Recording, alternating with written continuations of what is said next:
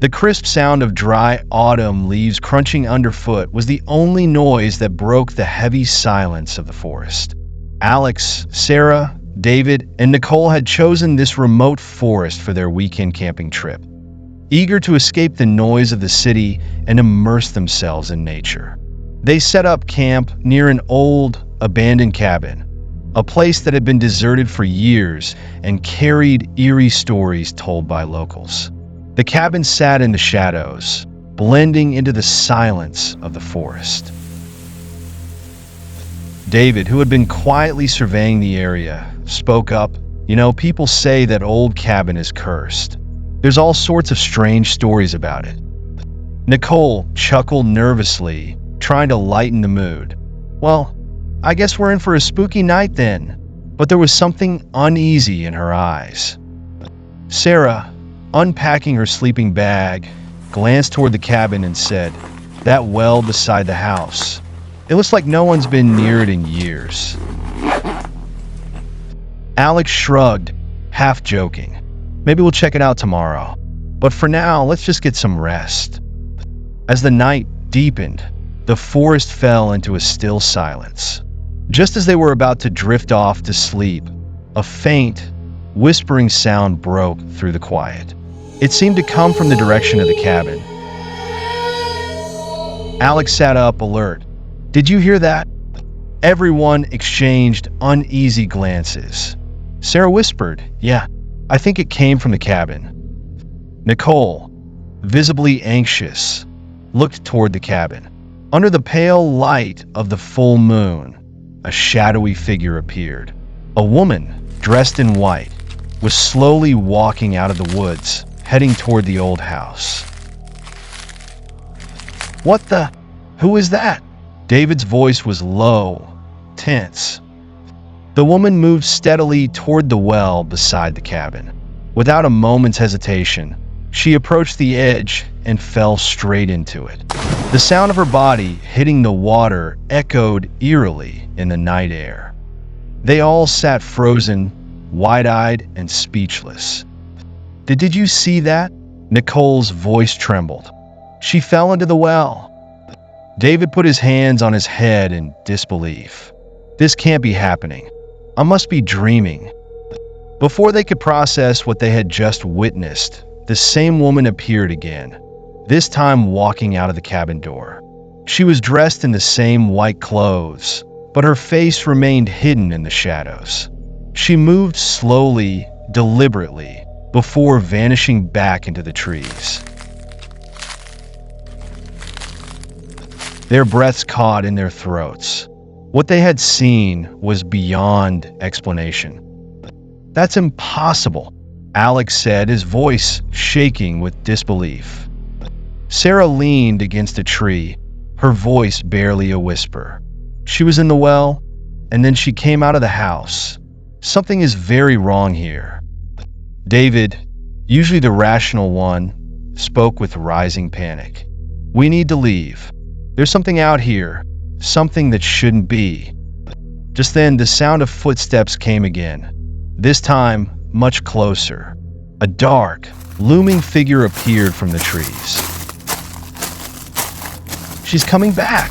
Nicole gasped, her voice filled with fear. Alex quickly grabbed his flashlight, its beam cutting through the darkness. The woman was coming closer. Her face remained hidden, but this time, her gaze seemed locked on them. "What the hell is going on?"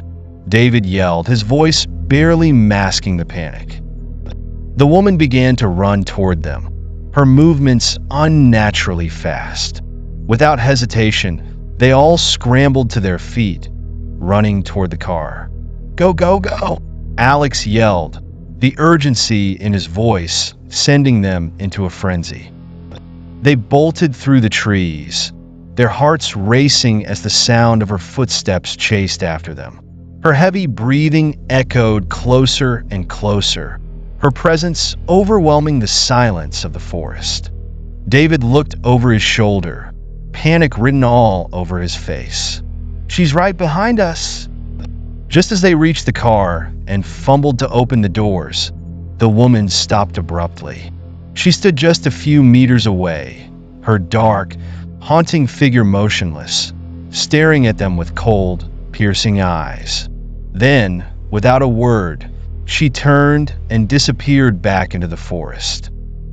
They slammed the doors shut, their breaths coming in gasps, trying to make sense of what had just happened. Nicole's hands were shaking as she whispered, "What was that? What did we just see?" Alex, still staring into the dark forest where the woman had vanished, whispered back, "I don't know, but we're not staying to find out." That night, as they sped away from the campsite, the whispers of the well and the image of the woman walking through the forest lingered in their minds. They would never forget the terror of that night, or the haunting figure that seemed to watch them, waiting for their return.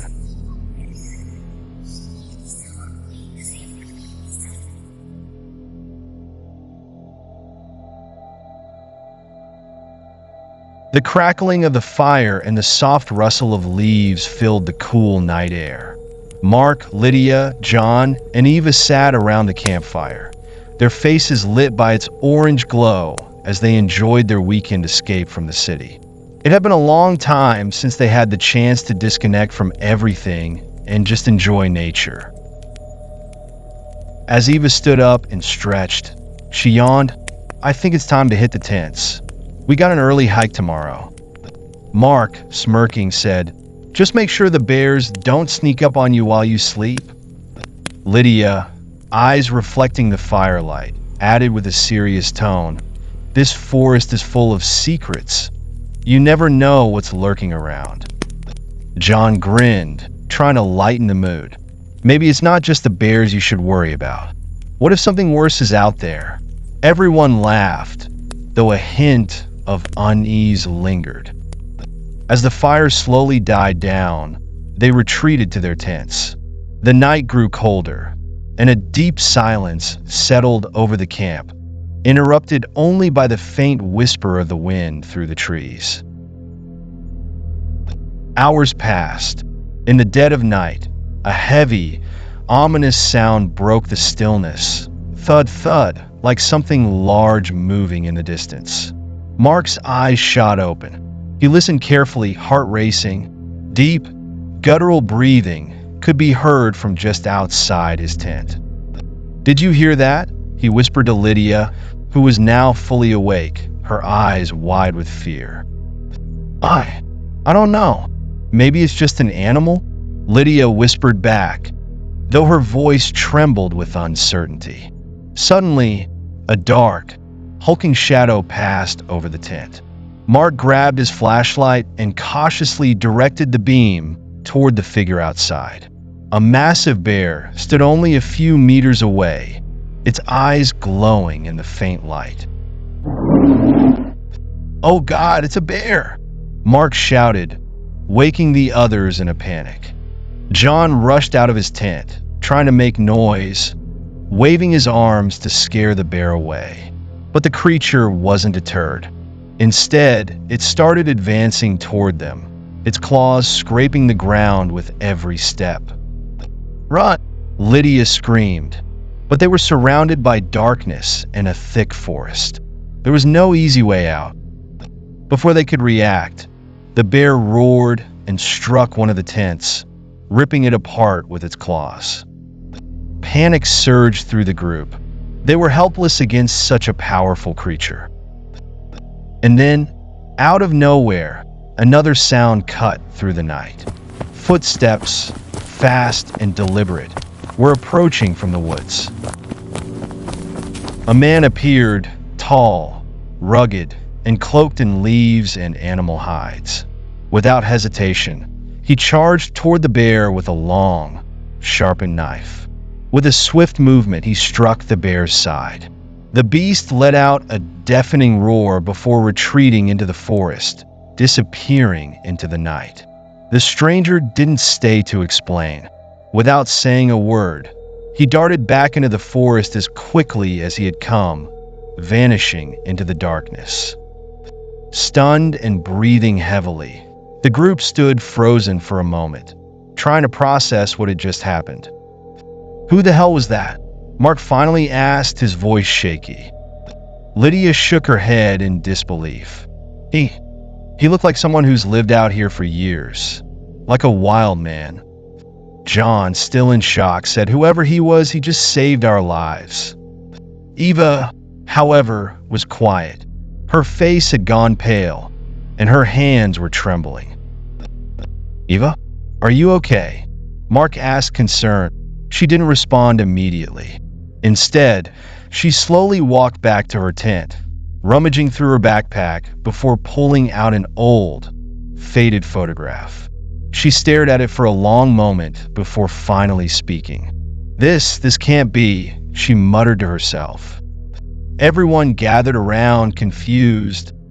Eva held up the photograph for them to see.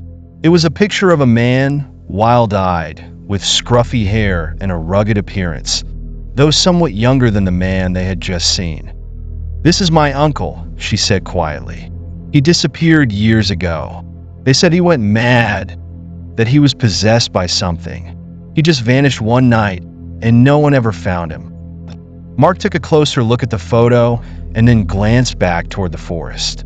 Are you saying that guy was your uncle? Eva nodded, her voice barely audible. Yes, that was him. I'm sure of it. He looked older, but it was him. A cold shiver ran down Lydia's spine. So, he's been living out here all this time? Alone? After all these years? Eva nodded again, still staring into the darkness. I think he never left the forest. Maybe he couldn't. John looked around, feeling a sudden weight in the air. What happened to him, Eva? Why did he go mad? Eva sighed, her voice barely a whisper. They said he was cursed, that something took over his mind. He kept talking about spirits and voices in the woods. My family thought he was crazy. Mark stepped closer, his face serious. Maybe the forest kept him. Maybe there's something out here that none of us understand. They all turned toward the dark expanse of trees, the forest now feeling much more alive, filled with secrets they were only beginning to uncover. Eva looked down at the photograph again, her eyes filled with sadness and confusion. I have to find him. I need to know the truth. The others stood silently, the wind rustling through the trees, and the weight of the night pressed down on them. They were no longer just campers in the woods. They had stumbled into a mystery far deeper than they ever imagined. No one slept that night.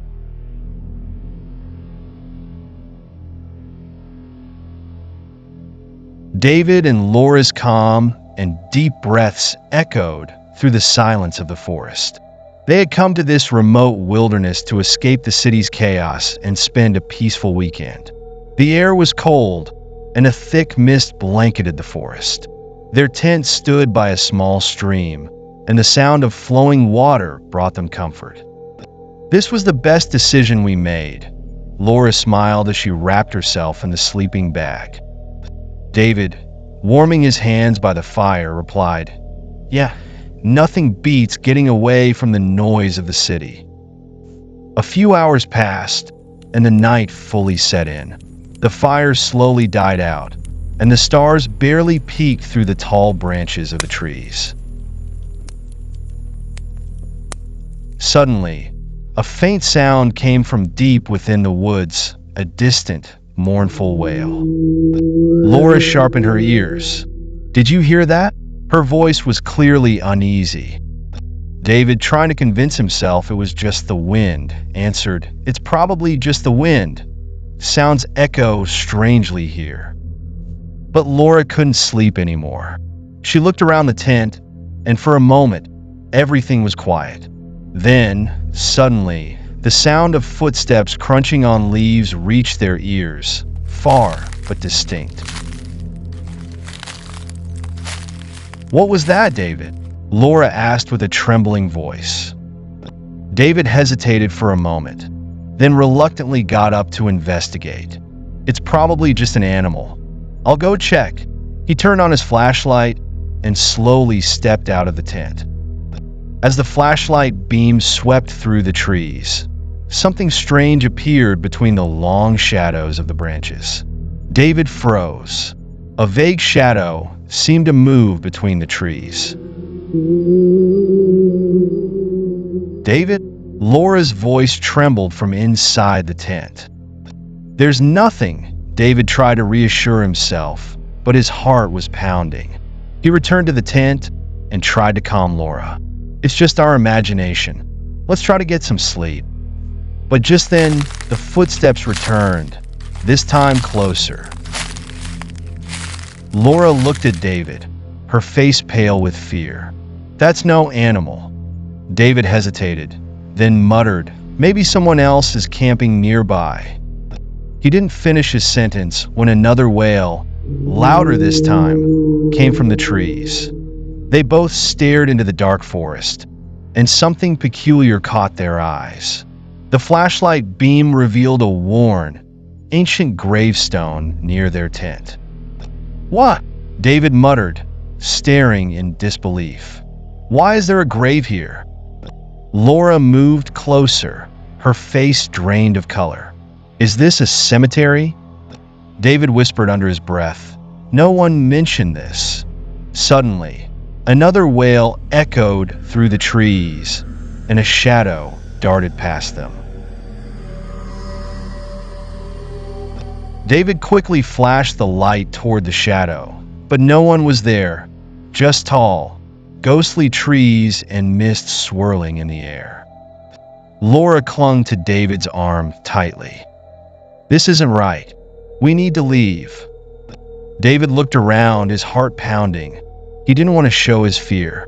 We can't leave easily. It's dark, and we don't know the way. But Laura had already made up her mind. I'm leaving now. She hastily packed up her things and started moving toward the edge of the forest. David had no choice but to follow. As they moved through the forest, shadows loomed over them like ancient spirits, and with each step, the wails grew louder and more unsettling. In one moment, Laura tripped over something and fell to the ground. David rushed to help her, but just as he did, something struck him hard from behind. When he came to, he was surrounded by utter darkness.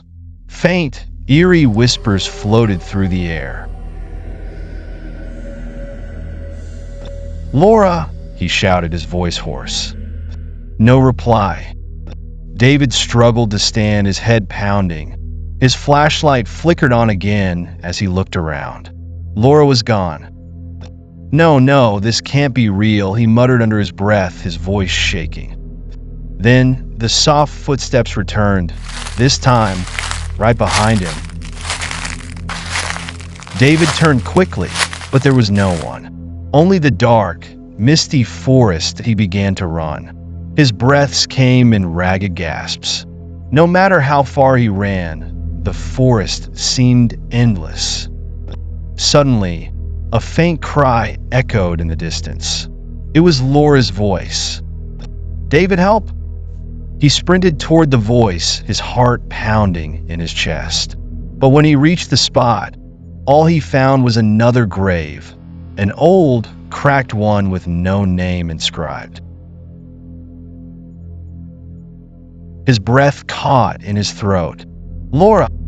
A cold wind blew through the trees, and then a piercing, horrifying wail erupted right behind him. He spun around and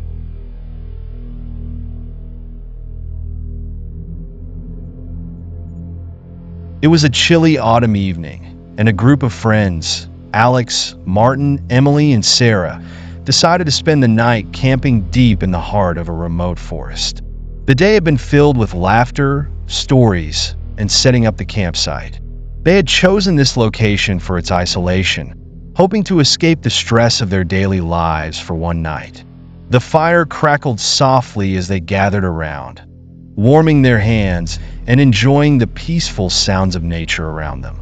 As the night deepened, Emily, always the cautious one, couldn't help but bring up her worries. "You guys ever think about how dangerous camping out here can be? We're totally cut off. What if someone or something finds us? Come on, Emily, Martin grinned, throwing another log onto the fire. The only thing we need to worry about is a bear stealing our food. But the uneasy look on Emily's face persisted. Alex, trying to ease the tension, said, "All right, enough spooky talk. Let's get some sleep. We have a long hike back tomorrow." They agreed, and one by one, everyone retreated to their tents. The forest had fallen into a deep, eerie silence. The only sounds were the occasional crackle of the fire and the gentle rustling of the trees. Just as Sarah was beginning to drift off, she heard a strange noise coming from the darkness beyond their camp. Her eyes snapped open and her heart raced. She lay there listening intently. Then, more clearly this time, the sound of footsteps. "Guys, did you hear that?" Sarah whispered, her voice shaky. Within seconds, the others were awake, peering out of their tents. Alex, always the calm one, whispered back, "It's probably just an animal." But when Martin cautiously poked his head out of his tent and looked toward the trees, his breath caught in his throat. There, just beyond the firelight, was a figure, a tall man, standing perfectly still, wearing a mask that covered his face completely. In his hand, he held what looked like a knife. "What the?" Martin muttered. The others, now fully alert, scrambled out of their tents and gathered together, backing slowly toward the fire. "Who are you?" Alex yelled, trying to sound authoritative, but the tremor in his voice gave away his fear. The man didn't respond. He took a slow, deliberate step forward, his mask glinting in the dim firelight. "We need to get out of here," Emily whispered, her voice barely audible. But before anyone could move, the masked man raised his knife, pointing it directly at them. Panic surged through the group. Alex grabbed a burning stick from the fire and held it up defensively. "Stay back," he shouted, waving the torch toward the masked man. For a moment, the man stopped, seemingly weighing his options. The firelight flickered on his mask, casting strange shadows across the ground. "Let's run," Martin whispered, glancing toward the thick trees behind them. "We can lose him in the forest." But before they could take another step, the masked man lunged forward, his knife raised high. Martin reacted instinctively, swinging a large branch at the man's arm, knocking the knife out of his hand. The man staggered back, and for a split second, his grip on the situation loosened. "Now!" Alex yelled. Without hesitation, the group bolted into the woods, their footsteps pounding against the forest floor. They ran deeper into the forest, their hearts pounding in their chests, the darkness swallowing them up. But the sound of footsteps behind them persisted. "He's still coming," Sarah gasped, her voice tight with fear. Suddenly, Emily tripped over a root, falling hard to the ground. Alex immediately stopped, pulling her up. "We're not leaving anyone behind," he said, though fear was evident in his voice. The footsteps behind them grew louder, and in the darkness, they could see the faint outline of the masked man closing in. In a moment of desperation, Alex turned to Martin and whispered, "We have to make a stand. We can't outrun him forever." Martin nodded, grabbing a large rock from the ground. "Let's do this." The group circled around, forming a defensive line. The masked man stepped into view, his chest heaving as he tried to catch his breath. For the first time, the friends noticed how erratic his movements had become. He wasn't as confident as before. "Come on," Alex shouted, holding his torch high. "We're not afraid of you." The man hesitated, his grip on the situation slipping further. Then, out of nowhere, Martin threw the rock, hitting the man squarely on the side of his head. The man stumbled back, clutching his head. For a few seconds, he wavered. Then, without another word, he turned and sprinted back into the forest. They stood there, breathing heavily, trying to process what had just happened. Did we just scare him off? Emily asked, her voice shaky. Alex nodded, still gripping the burning stick. Looks like it, but we're not staying here any longer. They quickly gathered their things and made their way back to the trail that led out of the forest. The silence of the night returned, but now it felt different, heavier, more oppressive. As they walked, Sarah glanced over her shoulder, half expecting the masked man to reappear. But there was no sign of him, only the deep, dark woods stretched endlessly behind them. By the time they reached their car, the first light of dawn was breaking through the trees. They threw their gear into the trunk and climbed in, their hearts still pounding with the adrenaline of the encounter. As Alex turned the key in the ignition, Martin spoke up. Who do you think he was? No one answered. The truth was, they didn't want to know. They drove away in silence, leaving the forest and its mysteries behind them. But they all knew one thing for certain. They would never return to that place again.